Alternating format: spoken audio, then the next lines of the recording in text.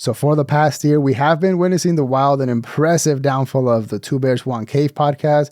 And although a lot of people already gave up and stopped watching the show altogether, for me, it's pretty hard to look away, and I gotta continue to witness the train wreck, because I've mentioned this before, but unlike a lot of other shows that have been heavily affected or completely just ended because of controversy or cancellations or whatever, the only reason why Two Bears One Cave is where it's at now, at an all-time low and almost unwatchable, it's because of greed and the fact that both Tom and Bert Kreischer decided to try and make as much money possible last year, which I don't blame them for that, but I think it's very interesting that now we have another example of what could have happened if they didn't do that and instead focused on the show. So what I'm going to say to you that's my final straw. Okay, and before when I came here, dude. No, just hear me out. Just hear me out. Hear me out, dude. Hear me out. All right, we're not even going to air this part. Okay? We are airing this. I'm putting my foot down, dude. Put it down. I'm tired of being. Don't tread on me. Don't tread on me. All right. I have a statement. All right, so here's my statement. Because if you look at Bad Friends, the Bad Friends podcast now is way bigger than Two Bears One Cave and is arguably a way better listen, a way better show. And the main difference is that, for whatever reason, Bobby Lee didn't book every single venue possible and forgot about the show, the project. And also, technically, Bobby Lee and Andrew Santino are not Rogan Sphere comics, so Bad Friends, I don't believe it could be considered as a Rogan Sphere podcast. And the reason why I point that out is because if you compare that show to other Rogan Sphere podcasts, there is a clear difference of who actually gets motivated and changed by money and fame and who doesn't. Because another show that I wanted to talk about later on that I believe, I'm calling it now, but I believe will be the next Two Bears One Cave is Kill Tony. And again, we'll talk about that later in the video. But for now, we'll start with Two Bears One Cave and something that happened on a recent episode, which was very, very interesting. Okay. Guys, we're making changes to this show. We are. Yeah. We're making changes to this show. There's no more previews at the top. No more previews at the top. Number one, you will never see me cry. I will never cry. From now on, from this point on, in any podcast, I promise, I will never cry. If I start to cry, I'll walk off. I'll walk off set. I will not let anyone see me cry. Do not watch the next 3 episodes of Bertcast. But 3 in a row? Yeah, anytime a musician starts playing, I start crying. Yeah, I hear but you. I'm done crying. I'm going to start grounded. Yeah. You're never going to ever hear me say, what's the phrase no one likes? I just had the best night of my life. I've already had them all. Yeah. They're all so done. They're never going to happen. We're doing an event tonight, and I think it'll be okay. Yeah, I think so. So no previews at the top. No previews at the top. You're never going to cry or say you had the best night of your life. Yep. I'm going to talk very grounded in every story. They won't be interesting. They're going to be just like it happened. No exaggerations. No, very minimal exaggeration. Okay, very minimal exaggerations. What do? We reduced our we moved ads from the top of the show because we're gaining weight too. We're gaining weight. We're getting fatter. I feel like every special looks identical because I'm the exact fatness in all of them. Yeah. So I want one to on the thumbnails. Some would argue you got fatter in some of them. Did you hear that, guys? Yeah. I'm trying to tone down my laugh too. All the things you don't like about me, I'm changing. And I don't like them about me either, okay? By the way, I've listened too. Look at this bare wrist. He took an Uber X here. I did. I actually did the Uber with the person next to me. Uber pool. Now, prior to that episode, I don't believe they ever addressed any of the negative criticism or hate. In fact, it was the complete opposite with Tom trashing his own fans. But also that announcement they made was a little bit weird because they're essentially saying that they did listen to the fans and they're making changes to try and make the show better. I don't know if they actually deserve any credit for that because all the things that they have listed that they supposedly got by listening to the fans, all those things have been happening since the beginning, since episode 30 of Two Bears One Cave, and it also happened on the YMH podcast, and fans have been complaining about it for years. So it doesn't really make any sense. It doesn't work like that. And on top of that, the things that they are supposedly changing, they're not even that big of a deal anymore because although, yes, they can get annoying, the whole thing about previews and sponsors and ads and all that stuff, it has become such an industry standard, especially for podcasting, that again, it's not that big of a deal. People don't mind it as long as the content is good. However, the real problem, which obviously they will never address, is that they no longer enjoy or like doing the show, or at least that's what it seems like to me. Because once again, if you compare them to another podcast or simply compare them to earlier episodes of Two Bears, One Cave, obviously there is a difference. And it's no rocket science why the show became so popular. It's not that they were the funniest or had the funniest jokes or had the best ideas.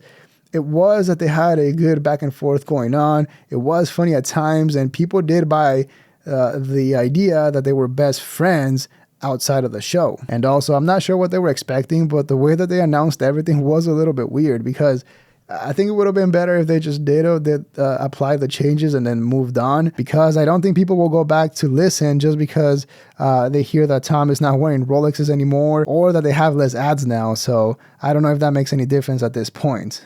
But I've been training for this one, and I hate it, dude. Really? Yeah, I don't. Oh, you're gonna love the event though. No, I think the event will be fun. I'm saying, like, it's not like it's a joy for me to go for a run. I may run that first one with the first group and stream it live so that people can run with us. Okay. So that they can go get on the treadmill at a certain time in your hometown and run it with us, and I'll have my camera filming everyone running with us. When I would run before, I never had any pain. Some of that's probably hamstrings too. I'm so tight. Yeah. I don't stretch. I think stretching's stupid. I don't know that it's stupid. It's stupid. Yeah. So, okay, this is by the way, super grounded. I know. I just hope to have a good time. Not the best time of my life, just a good old-fashioned fun time. I will probably overdrink, and I'll notice that. Do you think you'll spend a lot of time at the after party? Are we? What bird are we right now? What bird are we in? Because I don't know who he is anymore. Yes, and it'll be sad. I think people will feel bad for me. Right? Is that what we were supposed to say? Like people will go like, God, he's drinking too much. So you think you'll hang out? I'll have 7 doubles, but I'll tell you it's 4. I guess I'll have a few drinks after too to celebrate with you.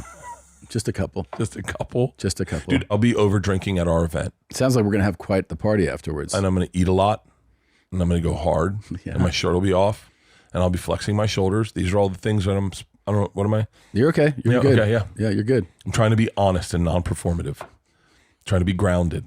Now, even though, yes, both Bert Kreischer and Tom Segura were already successful prior to Two Bears, One Cave, in my opinion, the podcast, specifically on YouTube, is what took their career to the next level, to places they didn't even think was possible before. Because of that, they were able to sell a lot of tickets around the world, and it made it worth it having to put up working with someone who's the complete opposite of you, in this case, Tom and Bert Kreischer, because now that it's almost been 5 years later, they both got extremely busy doing the world tour, made all the money in the world, and obviously they no longer need each other or the show, and it almost seems like it became a job. And so because of that, it seems like they just do it for the paycheck, which it means that at some point it's not going to be worth it anymore. Now, to be fair, Tom Segura has been pulling back and definitely didn't go the full Brennan Schaub route. And it was interesting hearing him talk about the training for the 5K. I could actually relate to that.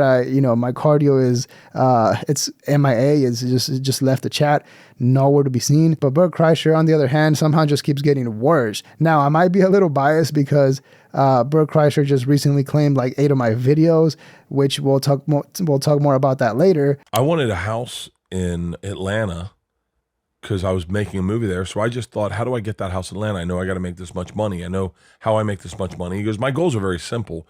It's a beautiful thing in life is that if your life's a little more simple, like Tom, you can find your goals and achieve them and go, like Annie said, I want to buy a house for my mom. That's so beautiful. As opposed to someone like, I'm trying to think of a name, like Joe List, Mark Norman, or Sam Morril, who want to be like movie stars, or I don't know what they want. You know what I mean? But like their goals sometimes can be way too big. Yeah. And then you can't focus on that goal because it's out of your reach. You can't like attain it. If you're a regular person and you can find small goals, they're attainable, and then your life gets so much happier. Well, yeah. I mean, what you're talking about is just having. What did I say? Well, up. I heard them laugh. Go ahead. It's funny you're saying buying a house is a small goal. That's kind of huge to me, man. No, it's a big goal. It's a big goal, but it's not for everyone, right? Yeah, sure. No. But no, buying a house for your mom is a big goal. That's a second goal, Like that's like buying a house is a big goal. I remember how hard it was to buy a house. I remember thinking, how do people have houses? I remember going to people's houses and going, how did you get a house? Yeah. This is crazy. So like it's hard for us to relate to like the everyday earning a paycheck because we don't have that. We make $500 as a host for a weekend, $700 as a feature, $1,500 as a headliner, and then one day you pop and you make $1 million and you're like, I guess I can buy a house. Right. Like I don't understand. I never understood how anyone bought a house. Like that blew me away. Now, I'm pretty sure we can all agree that buying a house is definitely a massive goal. And in fact, it might be the biggest purchase in most people's lives. So then when you talk about buying your parents a house, I mean, that's next level. But what's really interesting is Bert's reaction to being called out for being completely out of touch and the way that he tried to save it, but failed miserably. Because he even doubled down and said that buying a house is a big deal, but not for most people, which is absolutely insane. I mean, that's so out of touch. But to be fair, I mean, people might forget, but Bert Kreischer did have the third highest grossing comedy tour last year. I mean, that's absolutely insane. It's up there with Joe Coy, Dave Chappelle, Fluffy, Kevin Hart. I mean, it's wild. So naturally, he is out of touch. And because we have seen him for the past 5 years, you know, it's impossible not to notice that. I mean, especially when they did start the show, they never thought that they would even do an arena. To them, that was out of this world. No, he does like arenas and amphitheaters, state fairs. That's and shit. so crazy. I mean, like, do you see that in your future? No, I don't. In mine either. I'm like, No. I'm really cool with the Chicago theater. yeah, it's great. Yeah, I mean, I'm like, I can't understand how you do 10,000 seats. It's just insanity. So because of that, if you're Bert Kreischer, I'm sure having to pretend like you're still relatable when you're clearly not must be draining on a daily basis. I wonder what, if you take away the performative aspect of me, where do I land in myself? And I think what's crazy, and I wonder what fans think is, do they notice it? And don't say like, I noticed it now because you brought it up, Bert. If you noticed it because I brought it up, that's okay. I get it. But like, if you noticed it before that and you were like, yeah, he's not being genuine anymore. He stopped being genuine. You think you've stopped being genuine? I feel like a little bit. In which way? But it does make you realize that nothing is the same. I mean, the show is completely different. Both Tom and Bert Kreischer are completely different people now. And now looking back, Nadav, the producer, leaving when he did was the perfect timing. And now he has his own channel, so I recommend you go check him out. But also, it's funny that they still haven't taken out his laugh from the beginning of the shows, you know, even on the most recent one. So it's just another example of how little they care or pay attention to the show. And when it comes to Tom, he doesn't even care anymore or has the energy to call out Bert Kreischer or try to make fun of him. He's essentially just on autopilot. When I was by myself, my anxiety started going away, and I started wondering, was I being performative? I've noticed that I'm performative at times. Like I'll bring out my phone and I'll post a video, and whatever's happening in my life, I can disconnect from it, get a video of me in the sauna or in the polar plunger in the gym, and all of a sudden I get put into a better mood, and it's performative. And then all of a sudden I stopped posting a lot on stories. I know that I still post probably more than most comedians, but I don't post like I used to because I was having a hard time connecting to what was real and what I was wanting people to see. Mm-hmm. And so much of my life is, for such a long time, especially when I got hot on Instagram, I kept using Instagram, so much of it was to show you I was okay. Mm-hmm. Does that make sense? Yeah. And with Cat Paws, I was wondering if there's something in her, but there's so little performativeness. Well, what you said her. about yourself, first of all, is very insightful. I mean, that's very insightful. I think you should, you know. Well, that's why I'm terrified about these next 9 months, because I don't know what I'm gonna, if I'm not promoting something or having tickets to sell, or I don't have an hour to work on. I mean, my next hour is not due for another 2 years. Well, I think you're going to be. And once again, that entire episode was basically a therapy session for Bert Kreischer, while Tom Segura was just sitting there bored, listening to him. And one reason why I don't feel bad for Bert Kreischer is that not only is he massively successful and rich, I mean, he has a great family and all that, but also the one thing that, once again, in my opinion, made everything possible for him and both of his best friends, Tom Segura and Joe Rogan, was YouTube, the platform YouTube, the podcasting, and all the fans, and the ability to roast other people's content or simply to tell Jamie to pull something up. Obviously, the same thing applies to this channel. And funny enough, a few weeks ago, right after we uploaded a video talking about Bert Kreischer and even Tony Hinchcliffe a little bit at the end, after that video was uploaded, I started getting a lot of emails like every other hour showing that someone in behalf of Bert's channel was claiming videos on my channel. Now, it didn't happen all at once. It almost seemed like if someone was going through all of the videos one by one and claiming every video that had clips from Bert's channel, which I thought was a little bit odd because I've had many videos get claimed before. It's normal. It is what it is.